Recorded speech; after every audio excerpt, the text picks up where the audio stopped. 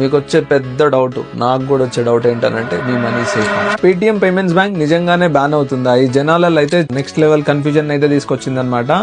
So వీళ్ళు ఏం చేశారంటే వీళ్ళ అఫీషియల్ వెబ్సైట్ లో పాయింట్స్ అయితే మెన్షన్ చేశారు అండ్ మార్చ్ 15th వరకు దీన్ని అయితే ఎక్స్టెండ్ చేశారనమాట. మీరు మీ బిల్ పేమెంట్స్, రీఛార్జెస్, మనం గ్యాస్ బిల్ ఇవన్నీ కడతాం కదా, మెట్రో రీఛార్జెస్, ఇవన్నీ యాజ్ యూజువల్ గా అయితే చేసేసుకోవచ్చు. మీ అందరికి మంచి ఇన్ఫర్మేషన్ ఏంటంటే బ్యాన్ వల్ల ఏం ఎఫెక్ట్ అవ్వదు అనమాట. Swiping machine and sound box and scanner code, వీటినైతే మీరు యథావిధిగా అయితే యూస్ చేసుకోవచ్చు. పేటిఎం పేమెంట్స్ వ్యాలెట్ ఉంటుంది కదా, సో దానిలో ఉన్న అమౌంట్ ని మార్చ్ 15th వరకు మీరు వేరే బ్యాంక్ కూడా ట్రాన్స్ఫర్ చేసుకోవచ్చు. మన క్యాష్ బ్యాక్స్ వస్తాయి కూడా, అవన్నీ కూడా మనం విత్డ్రాల్ చేసుకోవచ్చు. మార్చ్ 15th లోపు దానిలో ఏమైనా డబ్బులు ఉంటే ఇప్పుడే ట్రాన్స్ఫర్ చేసేసేయండి. ఇంకెక్కువ డబ్బులు ఉంటే మన స్టోర్కి వచ్చి షాపింగ్ చేయండి. పేటిఎం పేమెంట్స్ బ్యాంక్ వాళ్ళు ఇష్యూ చేసిన ఫాస్టాగ్ అండ్ ఎన్సీఎంసీ దీన్ని మాత్రం మార్చ్ 15th వరకు మాత్రమే యూస్